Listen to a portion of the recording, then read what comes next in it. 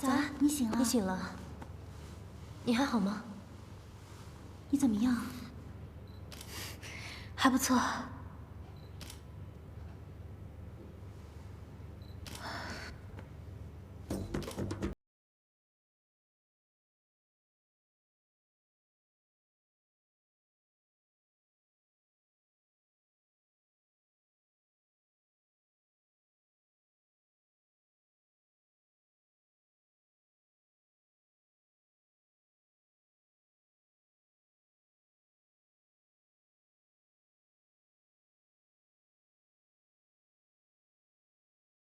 保证不参与任何案件调查。卡卡，我帮你问过了，现场的监控录像的确被人破坏了，找不到什么痕迹。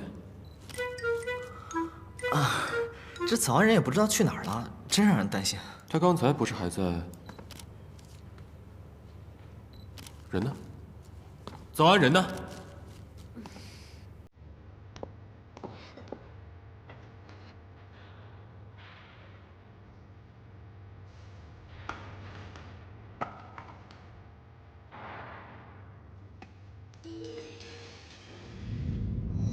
衣服的褶皱应该是脱动导致的。手上的血迹，他摸过自己的伤口？不对，应该是抓了什么东西。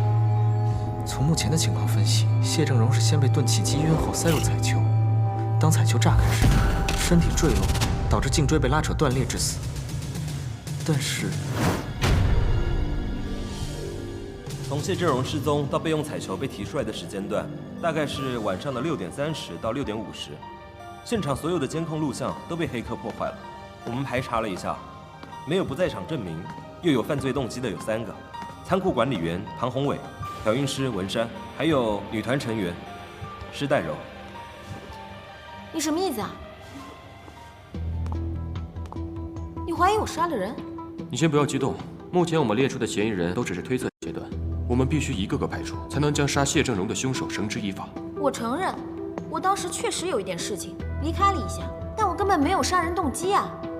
那位庞宏伟问谢正荣借了3万块钱还不起，只好来做仓库管理员抵债。而那位调音师小姐，从入职到现在，挨骂的字数都能写成一本书了。你还不如去问问他们比较有意义吧。柔柔，你怎么会知道这么多啊？谁跟你一样，有脸没脑子？那你的不在场证明呢？无可奉告。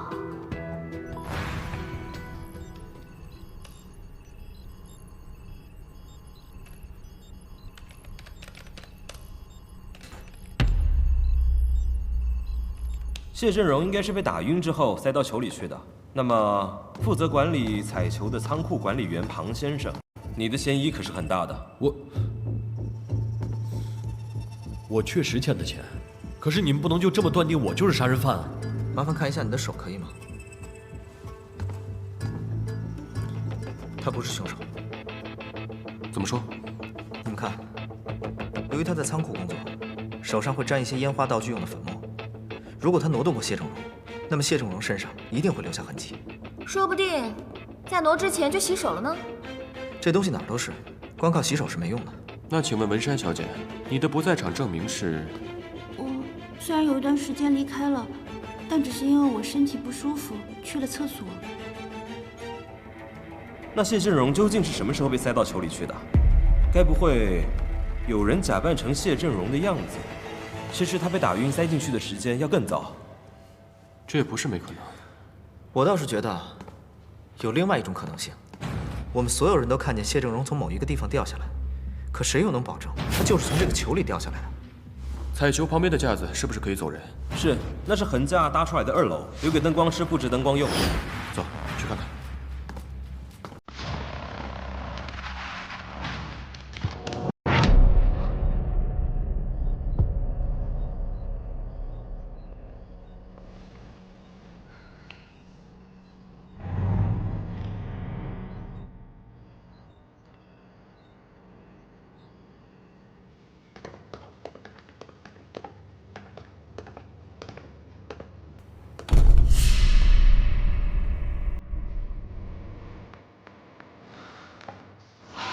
这个滑轮和彩球的开关是一对，彩球开启时滑轮转动，带动谢正荣将它从这个横架上拉过去。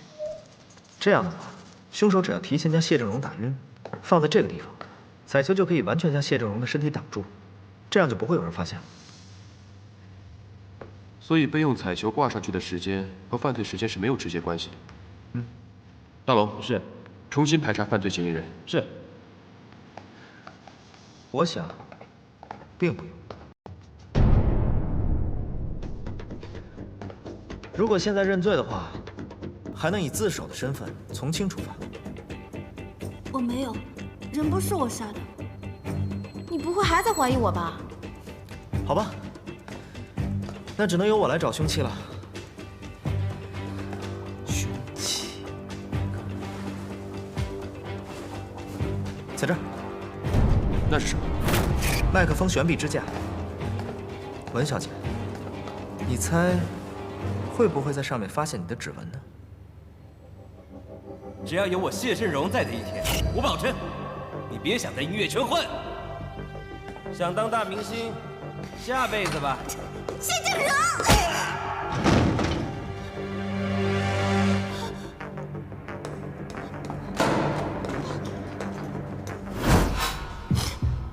我不是故意的，我一开始真的只是想要找他评评理而已。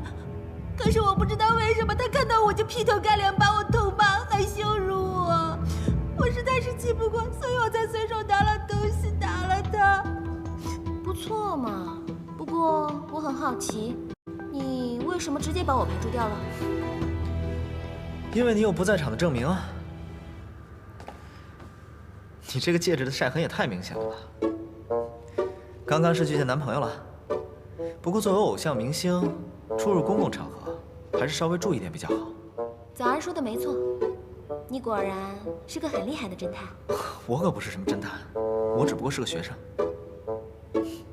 拜拜。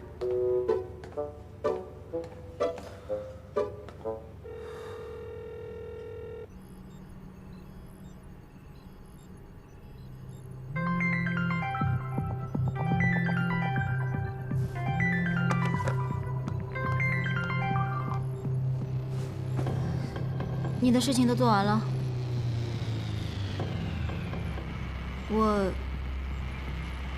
我在监控室看点东西。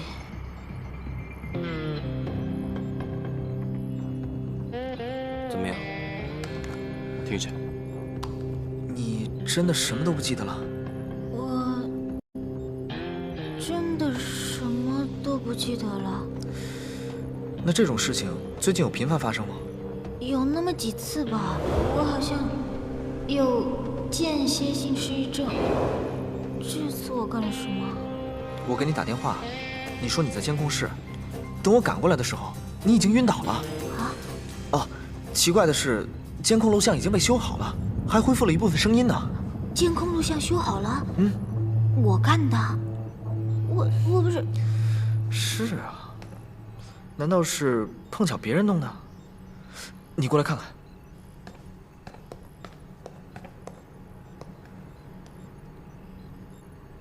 总共有多少录音要查？总量有500分钟以上，而且这声音太过于嘈杂了，机器根本提取不了，必须要靠人工。现在去哪儿？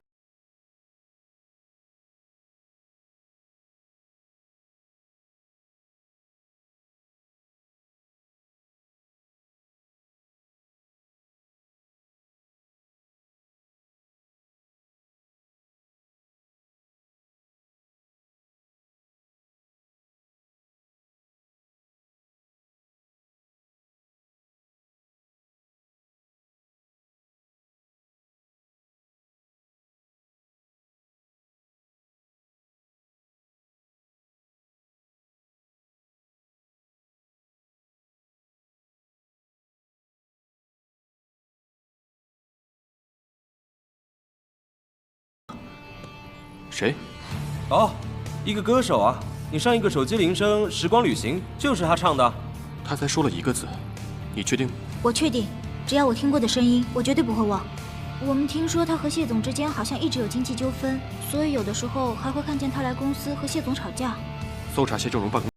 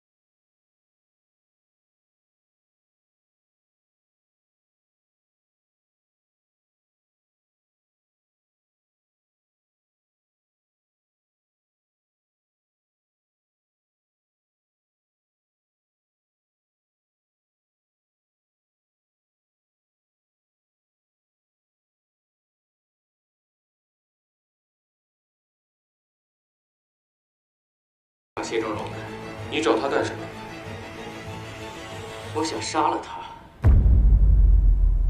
我跟他债务纠纷到今天都还没有结束，搞得我现在事业受阻。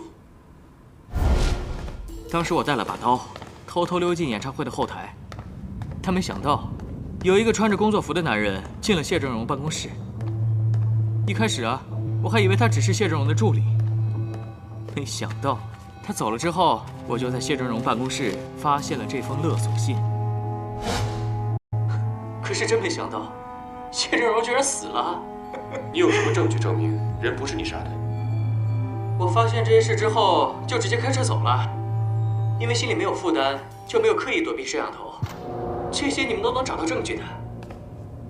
可我说，杀人这种事，只想想应该不犯法吧？您说的工作人员是演唱会场馆的，还是艺人公司的？应该是艺人公司的，毕竟演唱会期间，后台不准任何人进入，更何况是谢正荣的办公室。如果他是新月公司员工的话，恐怕女团也会遭遇到危险。我的手机呢？你怎么和我一样开始犯丢手机的毛病了？你等一下，我打过去。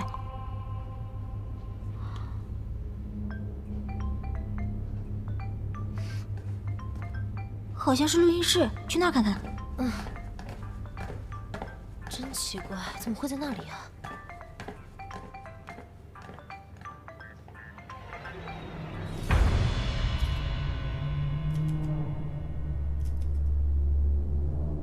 哎，你就没有在背后骂过他？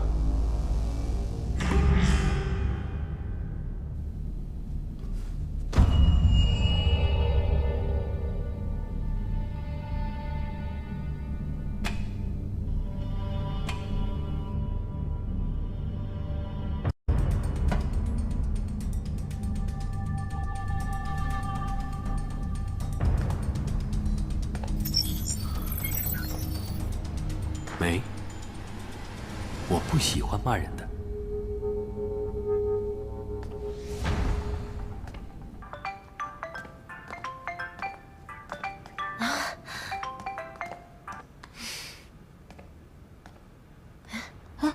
怎么没信号了？我的也是。哎，门怎么了？怎么突然关上了？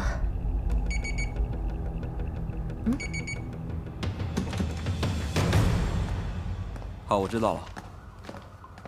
我问过了，他们公司会议刚散，施代柔、林书瑶、苏恒都回家了，雨潇和早安好像还在公司里。你刚才联系上早安了吗？没信号，那公司电话呢？没人接。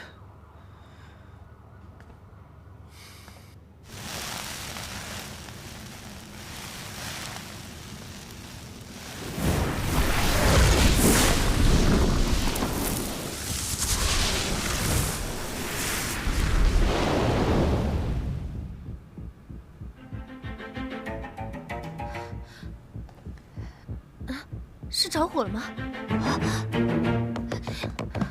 有人吗？有人吗？有没有人？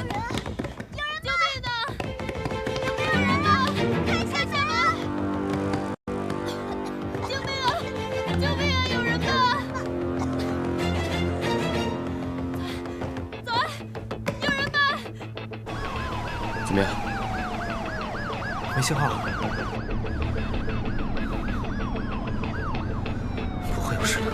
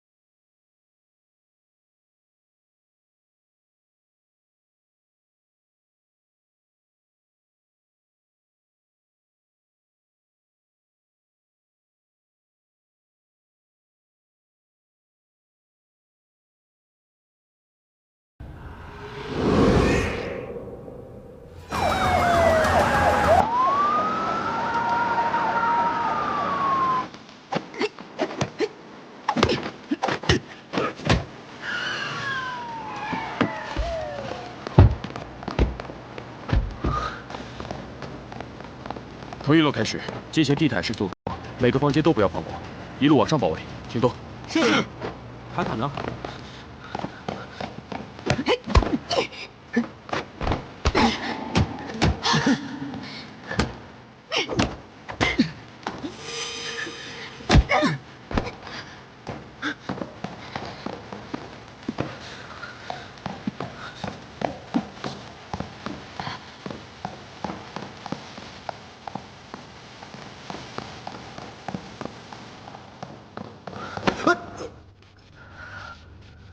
早安，发生什么事了？怎么了？你说话呀！先出去再说吧。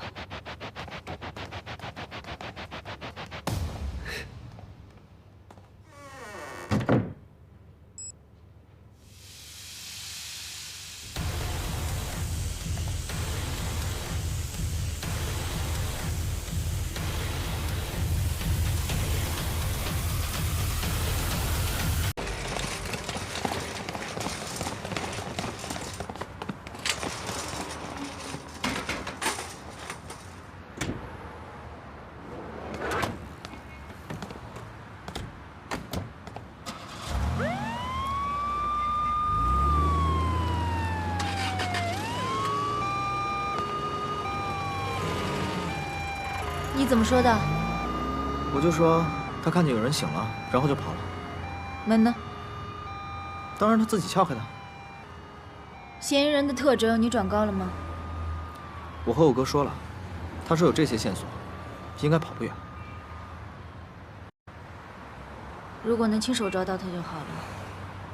他是凶手啊，而且有刀，你能在他手下安然无恙已经很不错了。早安，我们是学生。剩下这些事情交给警察处理吧。可我不是学生。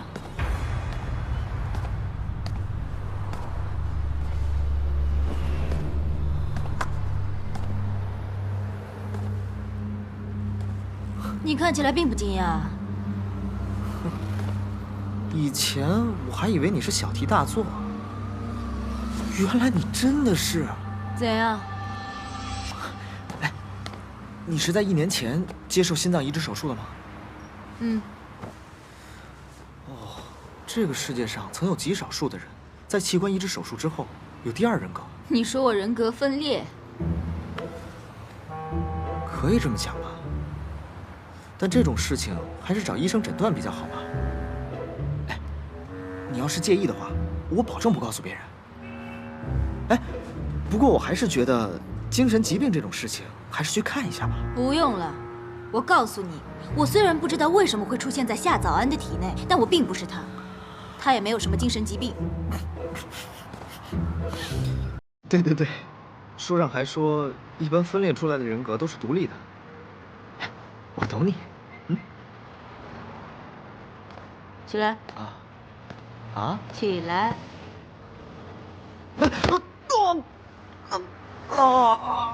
哎呀！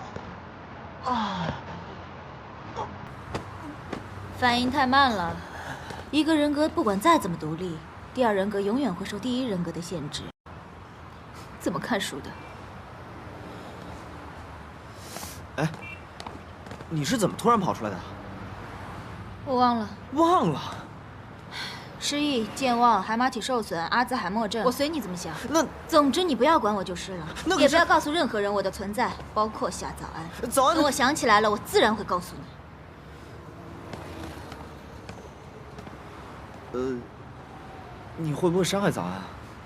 健忘症和自残没有任何因果关系吧？孩子，我觉得如果你真的闲得无聊的话，不如好好想想这个谋杀案。这个谋杀案已经结了，现场那么多痕迹，肯定会有指纹的。就这么简单吗？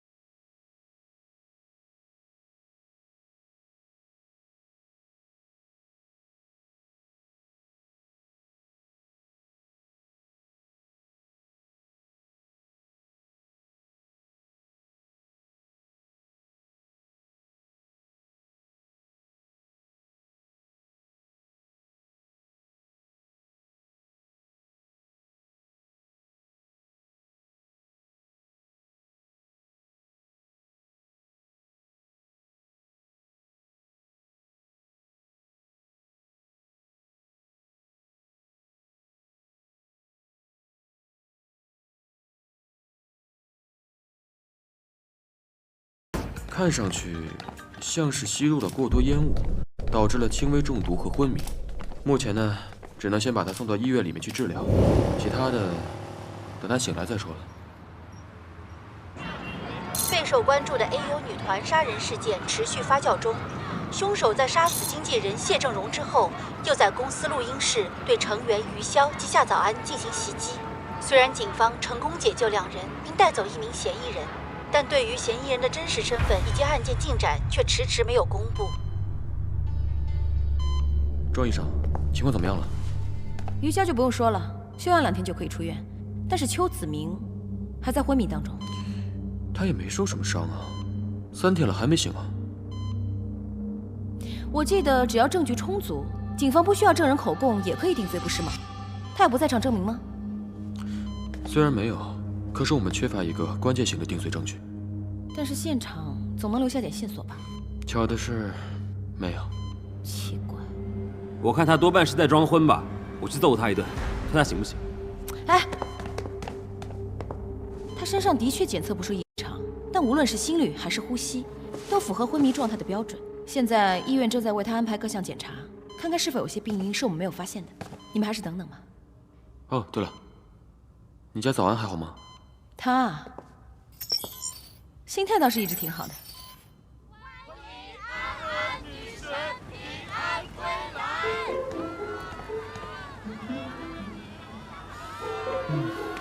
我们这学校保安怎么也不管我？我家粉丝素质高，不用管。那你还天天躲着他们？本来就没出什么大事儿，他们非得开个什么康复派对。我跟你讲，有的时候吧，粉丝太过于热情，也不是什么好事，会影响生活。影响生活倒不至于吧？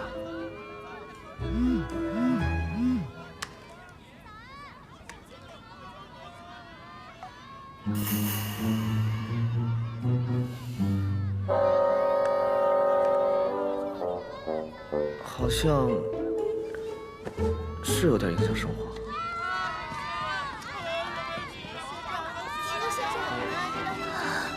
秦学长，哎，你去哪儿啊？哎，不要先对着你看看这个。早安。还有这个。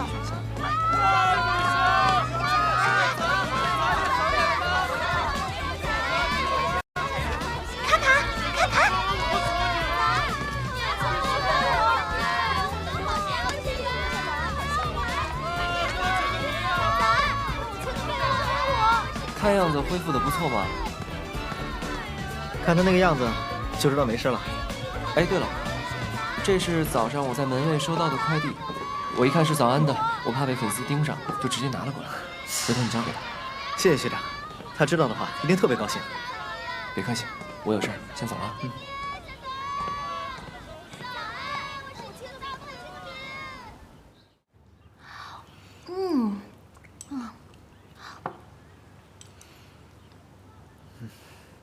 干嘛？哎，我跟你说，今天真的是累死我了。要不是这家店出新品，我真的可以累死在这条街上。你信不信？信。所以说，吃东西不愧是人生3大希望之一。3大希望？哪3个？吃、睡，还要买。现在我们进行第2个项目，拆快递。我去给你拿剪刀。哎，不，哎，等一下，你看我有。你还有这东西啊？这么小的一个盒子，你买的什么呀？我不记得了。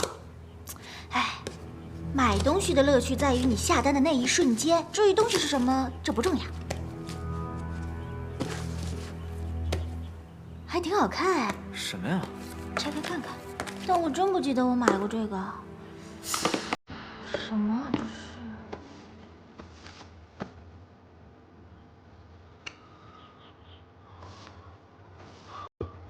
该不会是粉丝送的礼物吧？有道理，来，我戴上试试。感觉在哪儿见过。哇，哎，你看，尺寸刚刚好哎。我觉得我应该给他发一条微博，再送朵小红花什么的。哎，怎么了？没事吧？早安，早安。揍啊！有本事就往我身上揍啊！打我就是打他，反正我不介意，你自己掂量着看吧。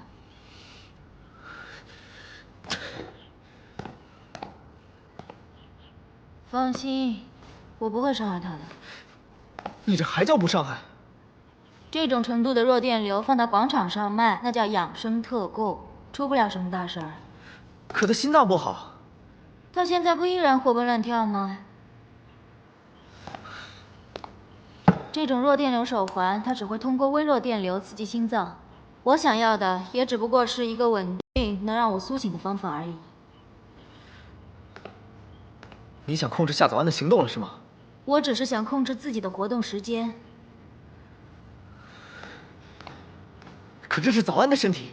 虽然只是一个推论，但我想，这个心脏是我的。你也猜到了。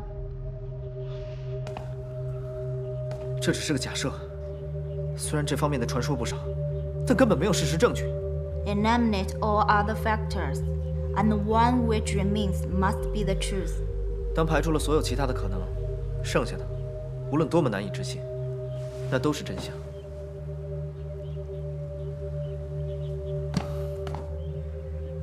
你到底是谁？虽然我有一些模糊的记忆，但大部分事情我都想不起来了。不过看起来你也没有调查过我，应该也调查不出什么线索。没兴趣，我才懒得查。侦探不都应该像猫一样有好奇心吗？第一，我不是侦探，能有什么好奇心？第二，我有这时间，还不如多查查案子。这话是你说的。那你查到什么了吗？目前没有。不过我发现了一些线索。说说看。我记得那个红色竞争的画面，我想凶手弄了那么大个画面，应该不仅仅只是为了做背景吧。去找这个地址，有一个叫莫尼安的人，如果他不理你，你就提最后一个名字。猫腻安 Writer， 你为什么要帮我？如果这一切是一个阴谋的话，也就是说明有一个人躲在暗处，随时准备刺杀夏早安。我已经是死过一次的人了，没兴趣再死第二次。哦，对了，去的时候记得带上夏早安啊。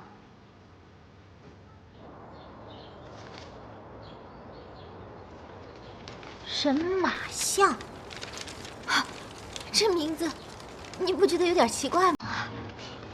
在这个流星雨没出来之前，其实还是个挺正常的名字。出来之后，怎么看怎么奇怪。哎，不过找到这个地方之后，真的就能解释我为什么会间歇性失忆吗？应该吧。走吧。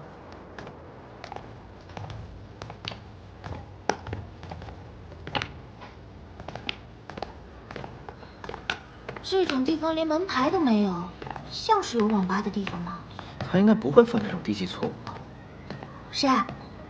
哦，我的一个朋友。你有事瞒着我？没有啊。回答的太快了，演的真假。算了，实在不想告诉我也没关系，以后找到合适的时间想说的话再说吧。但是我有个条件啊，不许临阵脱逃，不许偷懒耍赖。好，知道了。哎，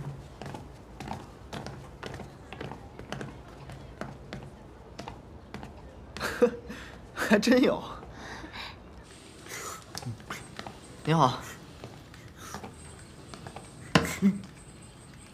您好。来上网，2块钱1小时，我管结账 ，Thank you。啊，不是，我是来向您打听一个人，请问您认识猫宁安吗？不认识。那您知道店主在哪儿吗？店主在里面自己找。谢谢啊。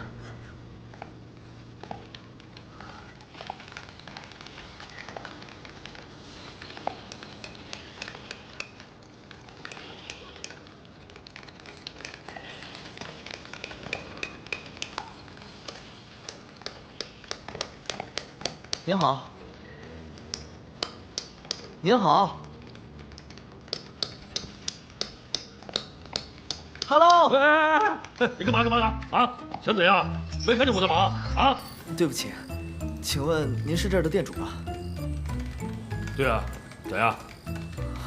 我想向您打听一个人。不知道，没听说，没看见。你晚了吗？请问您认识猫宁安吗？你是谁啊？就是说您认识猫宁安？是我圈子里的名字。你到底是谁啊？啊，我听一个朋友跟我讲，可以跟您打听一些消息。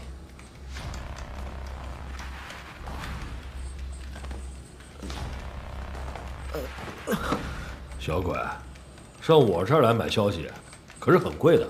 你有钱吗？还要付钱啊？多少钱啊？我这个人呢，做生意童叟无欺，消息呢绝对是货真价实。当然了，这个消息也分369的，就看你要哪种程度了。那最便宜的多少钱？这个数啊，我带了10块钱。10万？这么贵啊？您打折不行吗？是这样，我问您的这个问题可能会牵涉到一宗谋杀案，如果您能告诉我的话，警方或许会给您奖励的。小鬼，别拿这种话来唬我。就算警察到我这儿来买消息，也是要付钱的。没有钱啊？向后直走右转，门在那边。谢谢光临啊！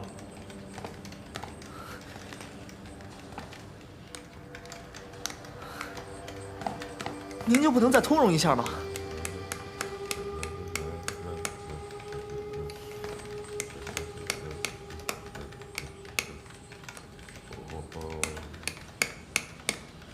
那您知道 writer 吗？你刚说 writer 啊？你怎么知道 writer 啊？还是你就是 writer？还是你认识 writer？我不是 writer，我不是 writer。哪一个？你马上给我还钱啊！欠了我那么多钱，跑了1年，现在还敢出现我面前还钱？你快还钱！没事吧？没事。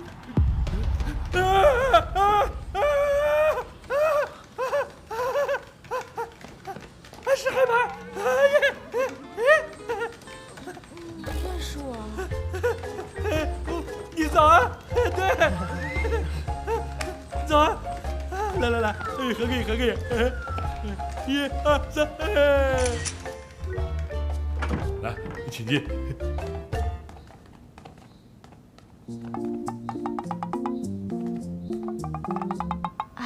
实在不好意思，请问您怎么称呼？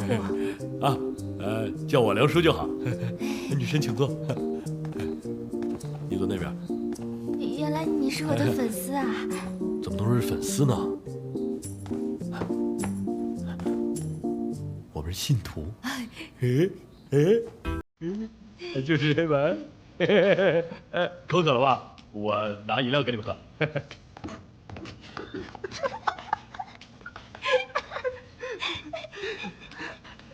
来，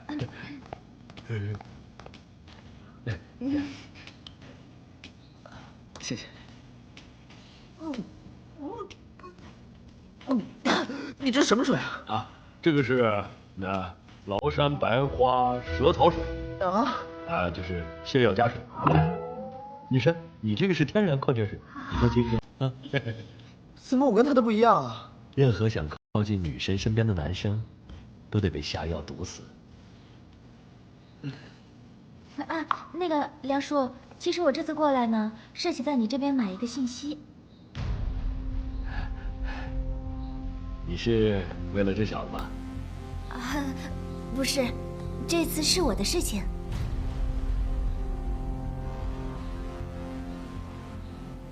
你们想查什么啊？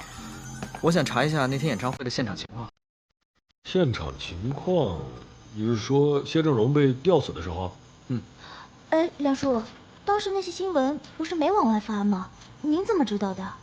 女神啊，你的哪一场演唱会我漏掉过啊？哦，对了，我这 U 盘里有一些记录。就凭你的破像素，能看成什么？真是的。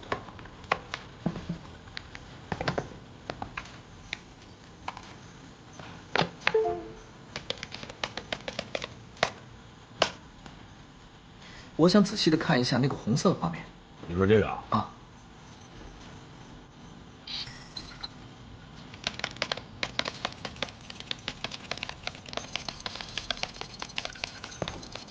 这是什么？像是黑客密码，一般会指向一个暗网网址。哇，这你也知道啊，小兔崽子！你可以查到这个吗？就凭这个暗网啊，能难倒我？哼！分析完毕，分析完毕。不是我，你刚刚讲的呀。哎，是我的电脑的提示音。我用软件模拟女神的声音特质啊。不过这不重要，重点是东西我已经找到，已经发到你邮箱里了，你看看。啊？你知道我的邮箱啊？要找到你的邮箱还不容易吗？那梁叔，这个价钱怎么算？您看。哎，女神，我们不谈钱，谈钱庸俗。我会告诉来的，叫他赶快还钱，几百万的债想躲没门儿。好，我知道了。早安，你看，这是小静姐，她是我们女团的前成员付小静啊。她担任领舞，但她的舞一直都跳得不是特别好，而且怎么学都学不会，所以谢总对她一直有很大的偏见。不过后来在一次综艺节目上，她大放异彩，就成了我们女团里面最火的人了。她可能在团内受欺负太多了吧，所以火了之后就一直想着要跳槽到其他公司单飞，但谢总肯定不会同意啊。他们就因为这些事情起过很多次争执，吵过很多次架。再到后来，我因为做手术，其实了解的也不是特别多，都说小静姐当时在稻荷村外拍的时候独自离队，最后被盗猎团伙的流弹杀死了。早安。有件事情我要跟你说，就是关于你体内的那个人。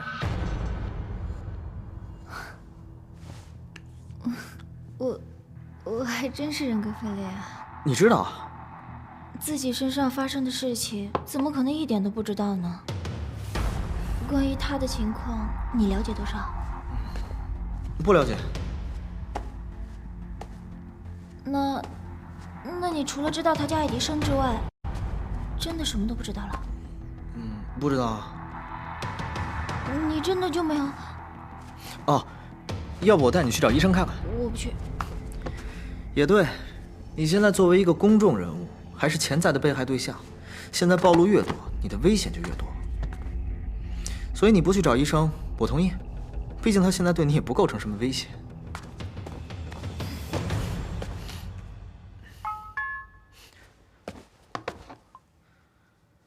于潇找你，聚会的事情吧。你怎么知道？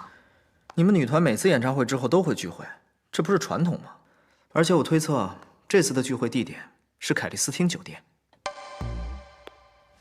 这你又是怎么知道的？演唱会之后，他打电话订酒店，我听到了。我猜这个是于潇姐邀请你去。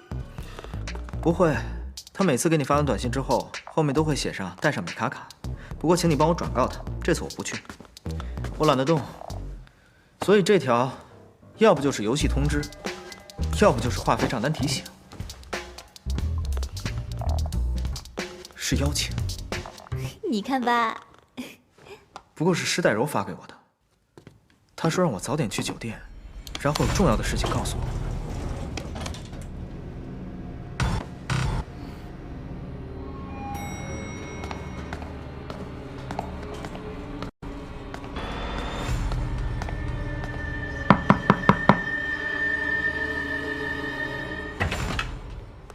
怎么挑这种地方啊？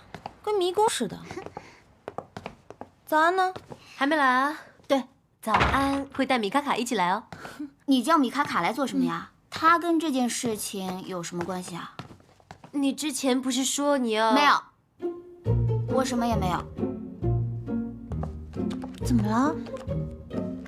啊，没事，就是一点小事而已。哦。应该是饮料来了，我去开门。你还好吧？没事。谢谢。这是什么？这是您点的冷饮，这奥提妙了。这是我研制的鸡尾酒，夜莺 Le Vautinier 了。告诉你们，它可是每天限量供应的哦。来，我请你们一人一杯。哎，我告诉你们啊，当你们记住了这杯酒的味道，就等于记住了我。好，好，好，我们会记住你的，小酒鬼。干杯！谢谢你，这些我们不要了。我说我不要了，把这给我拿下去，现在！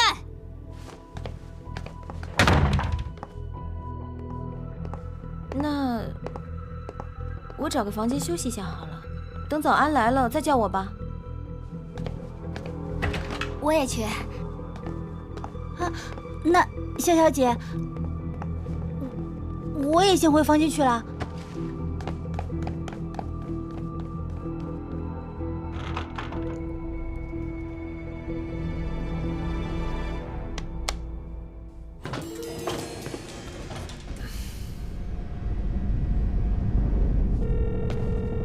为什么柔柔的电话一直没有人接啊？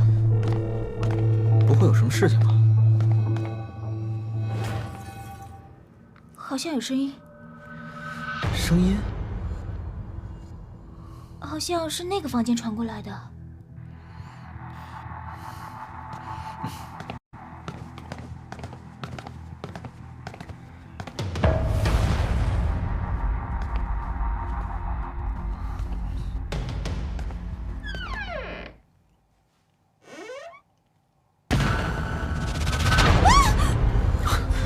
早安。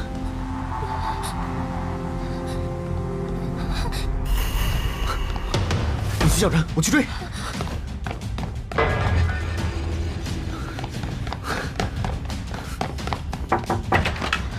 哎，早安，你来了。刚刚尖叫的是你吗？柔柔她出事了。什么？发生什么事啦？哎，等等我！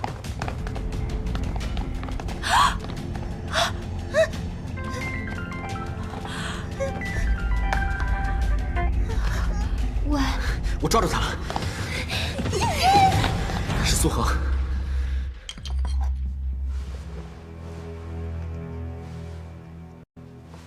我已经报完警了。真的不需要叫救护车吗？不用了。凶手应该是直接用这个玻璃碎片割断他脖子上的大动脉，没有机会了。这也太残忍了，苏苏，你怎么下得了手啊？先别这么说，苏苏姐，你真的不能告诉我们你为什么要突然离开酒店吗？你只有告诉我们，我们才能帮你啊。现在情况很明显，苏恒正准备要逃走，施代柔还死在他的房间里。这个不是施代柔的房间吗？我记得柔柔住的是507，可这里怎么会是508呢？苏苏，你是不是跟柔柔换过房间啊？不可能啊，这一看就是苏恒住的房间。对，这里的东西确实都是苏苏姐的。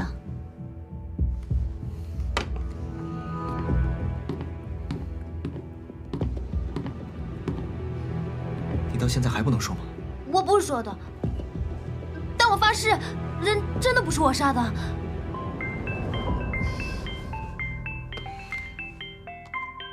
我助理，不行，我按免提。接吧。喂，苏恒，我跟你说件事，你别着急。我想出去买个东西，就把你的车开走了，刹车突然失灵了，然后就跟人追尾了。你先处理吧，我这儿还有点事情。那好，我就先挂了。如果当时苏苏姐要是离开的话，那她……对，她会因为刹车失灵出车祸，导致畏罪自杀。是嫁祸吗？不排除这个可能。苏恒，刚刚你的电话我查过了，有通话记录。事情到了这个地步，你会告诉我们发生了什么？其实我是接到了一个恐吓电话。恐吓电话？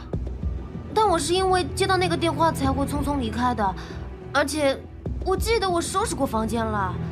你确定你收拾过了？当然。那就没错了。早安，你还记得我们进来的时候？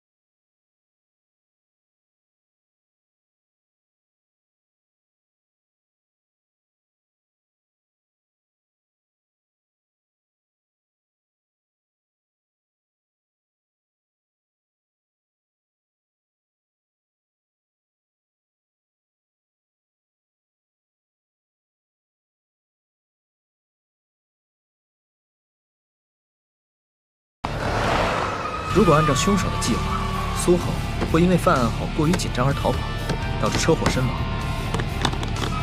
最后，凶手只要在警察和相关人员来到之前，将门牌号换回来就好。也就是说，他的这个计划，因为我们出了意外，我们先发现了柔柔姐的尸体，然后又怀疑了房间的门牌号，最后阻止了苏苏姐的走。没错。如果不是施代柔给我发了信息，恐怕凶手就成功了。可是施代柔叫我们过来，目的是为了什么？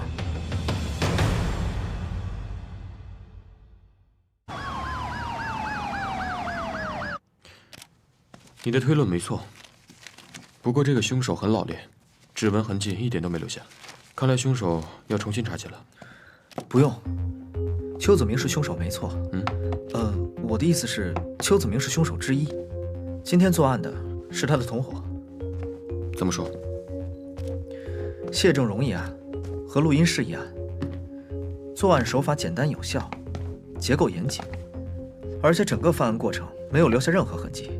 而今天的案件突然发生了点意外，但并没有像谢正荣案一样及时进行补救，所以这两个案件应该不是同一个人。那为什么你又认为他们是同伙？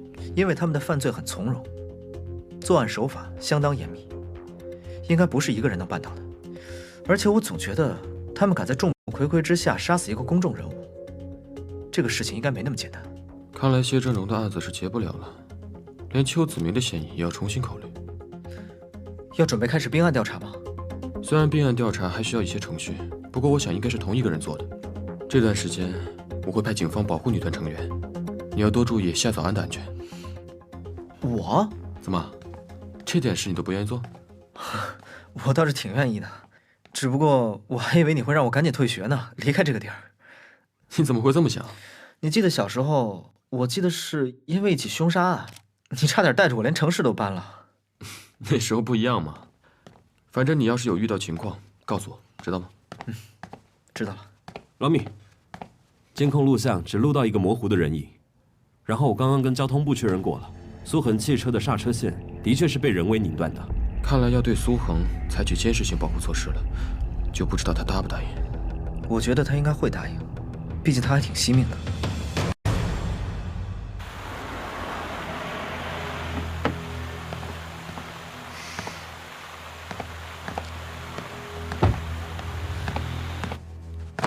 找我来这里到底有什么事？现在是把我当嫌疑人了吗？没有这个意思，我们只想收集一下信息，希望你能够配合。警方目前根据演唱会的线索分析出来，凶手和付小静似乎有着某种联系，由此我们认定这应该是熟人作案。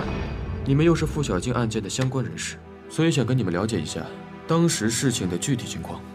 我们几个前几年因为工作去了稻河村，结果他是因为盗猎人的榴弹意外身亡。我是在付小静前辈意外去世之后才替补上团员的。小静出事前，我让她抽了一张塔罗牌，你知道她抽到了什么吗？死神。那天天气也不是很好，有可能会下暴雨。我劝他别出门，但怎么拦都拦不住。我只好跟在他后面，偷偷保护他。没想到跟到一半就下起了大雨，我就跟他走散了。所以我就一个人回酒店了。就因为这，大家就怀疑他的死与我有关。这什么鬼逻辑啊！我是听说了，当时因为前辈的人气非常的高，所以好像有很多大公司都想把他挖过去，但是他好像没有想要拒绝的意思，所以谢总好像因为这件事情对他不太满意。我找你来，主要是想了解一下女团的事情。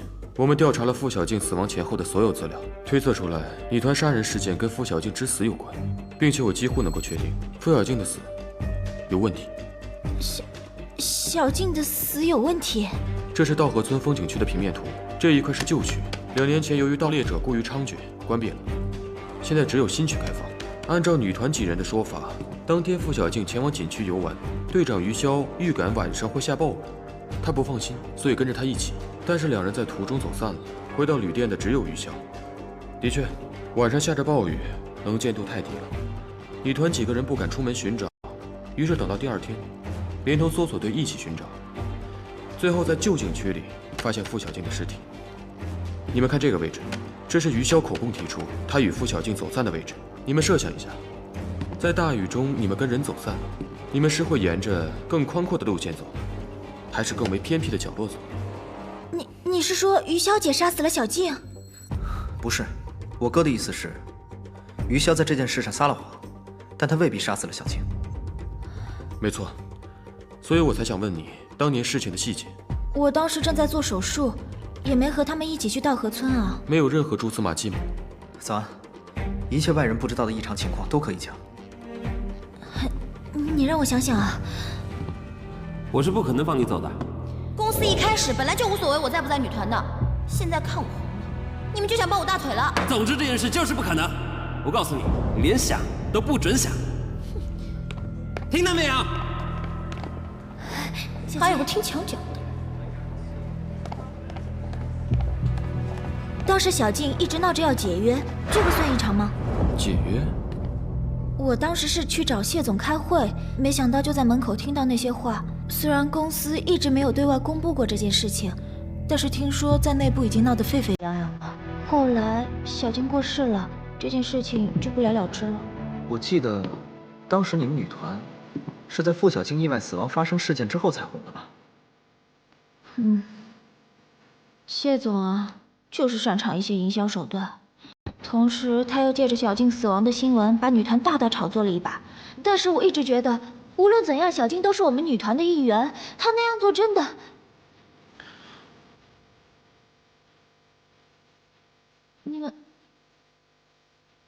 你们不会觉得凶手就是我们自己人吧？现在女团处于危险之中，而且凶手潜伏在暗处，随时会出来杀人。哎，夏早安！夏早安，你好！现在施道柔已经遇害 ，AU 女团后续将如何发展，你知道吗 ？AU 女团内部有没有对凶手是谁做过初步的判断？这与星月音乐的股权变动有关系吗？对不起，我不了解。哎，等一下！网上一直有传言说，这一切都是意外死亡的前成员付小静的复仇，是不是这样啊？我们想知道当年付小静之死是不是有什么隐情，请说一下。高陵大学，简大人等不得入内。我是记者。有通行证没有？没有就不许进。哎，夏早安，别走啊！说明一下，不要走啊！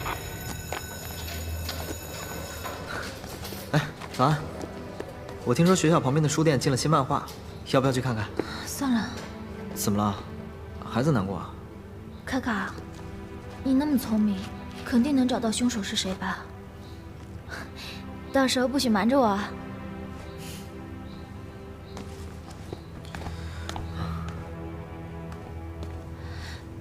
所以，到底有没有什么新进展？好，首先。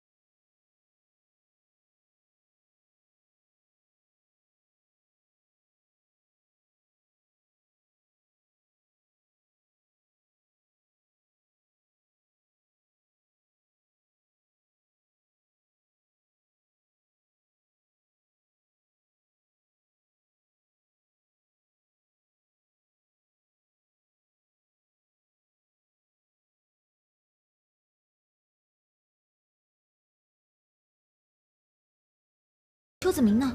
他还没醒。还没有。我听大龙哥说，医院的医生每隔1小时就去他病房查一次，他身体的各项指标都出奇的一样。那有没有什么办法？连利尿剂都用上了，根本不管用。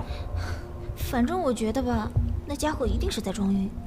哎，装晕可不是装睡，他要将自己的心跳、呼吸速度都维持在一个非常非常低的状态，不仅不能动，连睡都不行。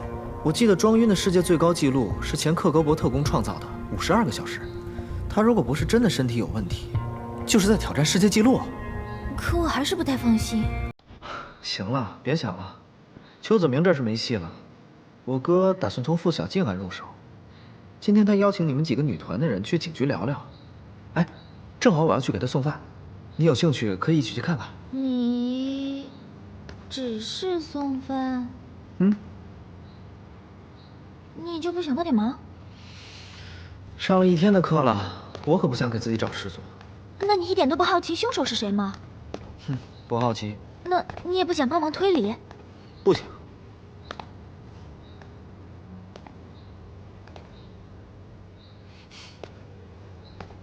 哎，我承认，有那么一点好奇，也想帮忙出主意。不过我不想给我哥添麻烦，他也不想让我参与这种事儿。那不牵扯命案的事儿呢？比如说找人之类的。找人比查命案更危险，这是我哥跟我说的。这个不让做，那个不让做，你哥对你的保护有点过头了。刑警的职业危险是很高的，他小心一点也很正常。可你是个天才啊，这样有点磨灭天分啊。你对天才的定义也太低了吧？我不管，反正这事儿交给你了。哎，怎么又是我啊？有句谚语说得好，能力越大，责任越大。这是……哎，别说了，别说了。那个我还有事儿，我先走了，交给你了，就这么定了啊。哎，我走了。据悉 ，AO 女团成员被警方强制带入警局调查。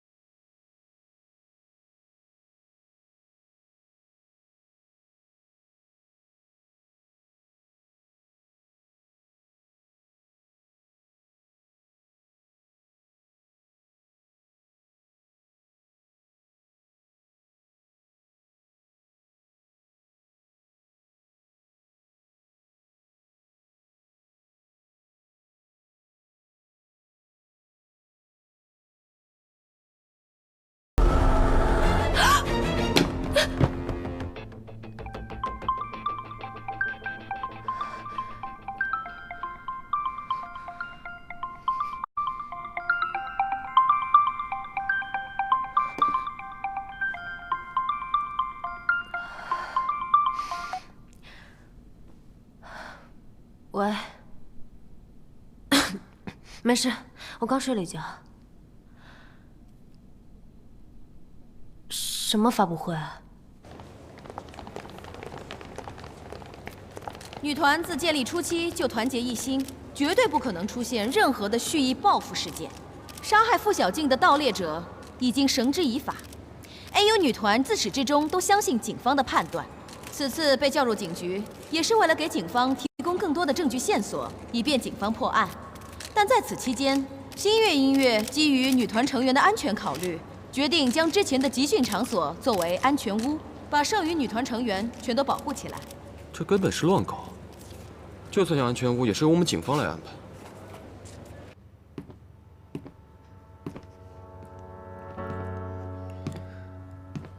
哥，你说父母到底是怎么样的人啊？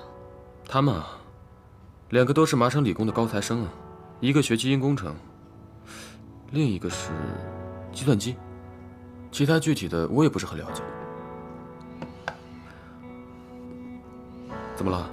突然想问这个？当初到底发生了什么？我不是告诉过你吗？当年研究中心发生爆炸，还是我背着你跑出来的。可是我怎么就记不起来了呢？你要是记起来，就见鬼了。啊，对了，你不是孤儿。我当然不是孤儿了，我不是有你吗？我不是这个意思。我可以向你保证，他们是真的爱你。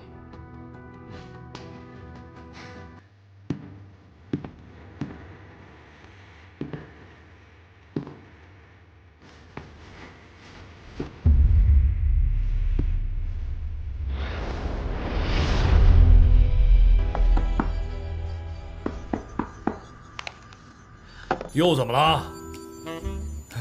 哎，女神，你怎么来了？我想让你帮我查些事情。哦，傅小静的话，我一直在不，是 Water。有什么线索吗，梁叔？完全没有。他在暗网上的手段比我还高明。我曾经追踪过他的 IP 地址，结果直接连到欧洲一个国家的国务院。然后呢？然后我就坐了半年牢。那在那之后，你就再也没有和他联系过了？这家伙凡是有事儿，一定会来找我。一开始出手还蛮大方的，后来不知道怎么回事，越来越抠，还开始赊账。那他一般都会让您做些什么？能有什么好事儿？要么就是帮他找点犄角旮旯里的，要不然就找些莫名其妙的材料。嘿，要不要来点？谢谢。反正啊，我在猜，他做的肯定是杀人越货的勾当。杀人？雨辰，会来我这儿问消息的，10个有9个会把牢底坐穿。他算是这里边最在乎自己秘密的一个。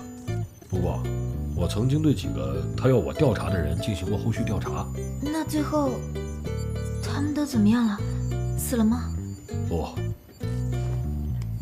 我又坐了半年牢。你也真是辛苦了。所以啊，我后来也再没管过那小子。女然，你为什么突然问起他啊？卡卡好像和他有点关系，我总不能什么都不管吧？这你放心，这家伙对自己身旁的朋友还是很够意思的。不过，这不是他赖账的理由啊！你赶紧告诉他，欠钱赶快还，要是真没钱还，就去坐2年牢让我解解气。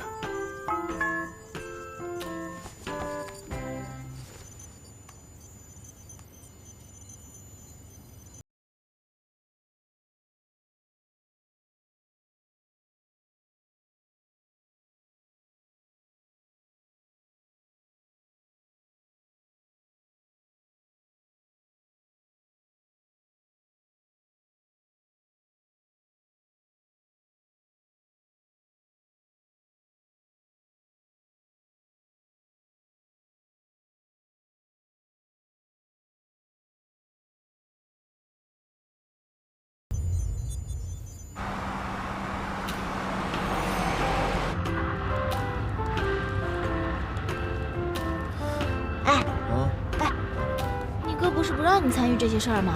你怎么一大早就跟我跑过来了？你助理不是请长假了吗？如果我不去的话，你也太惨了。那我住那儿的那段时间，你会去看我吗？会。可是那离学校可不算近啊。我就早点起床呗。哎呀，太感动了！你说你这么靠谱，是不是得给你发一份助理工资呢？不过嘛，最近我也没有什么想买的东西。啊，这个最新出的限量卡带，只好我自己一个人买了。哎，自己看。限量卡带？哎，早安，先把我工资给我吧，好吧？啊？你说什么？我听不见。一大早就被拉到这里当劳力，觉都没睡好。不是我说，我助理他一个人拿这些东西不在话下，她还是个女生呢。我是个文人，卡卡，能跟你们比吗？这么早就来了？大龙哥早。早啊！哎，快点快点！卡卡，一大早的，你这么累啊？我哪天不累啊？来，我帮你。大家早上好。不对，怎么又是这张？再来一次。给我出来。你没事吧，苏苏姐？没事，塔罗牌这种东西随便玩玩就好了，别当真，免得给自己找麻烦。而且小静姐的事情也不是我们造成的。总之，赶快分完房间，赶快走。我一直住3号，你们怎么选呢？5号房。那我就2号好了。不行，我算过了，2号属金，运势比较好，我只能住2号。哦，那我住1号也行。那赶快走吧。公司会负责我们一切生活起居，大家自己房间自己收拾。估计我们要住上一段时间了。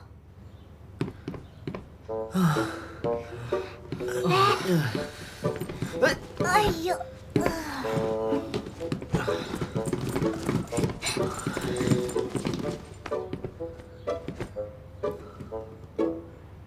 怎么了？没什么。卡卡，我从今天起就要开始蹲大牢了。说好了，一天来看我2次，不许耍赖。好，我答应你的事哪件没做到？等这件事情过去了，估计你们公司总会放你自由的。但愿吧。哦，对了，早上我问你，你是不是找梁叔去了？啊？就那天，你不是说有事儿，是不是去梁叔家了？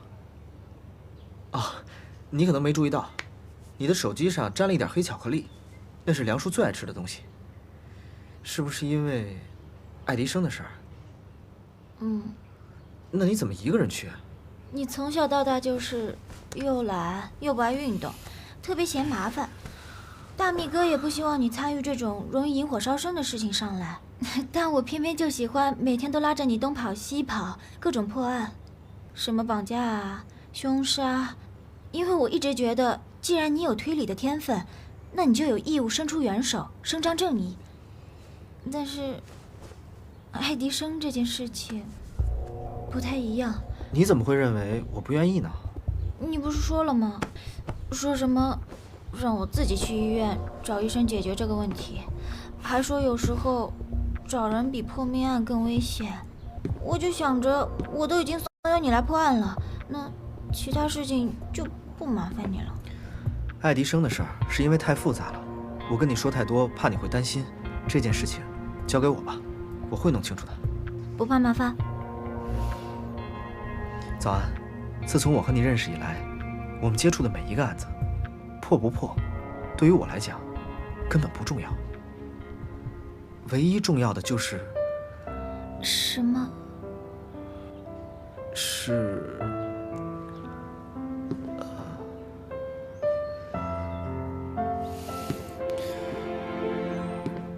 我不想身边的人遇到麻烦。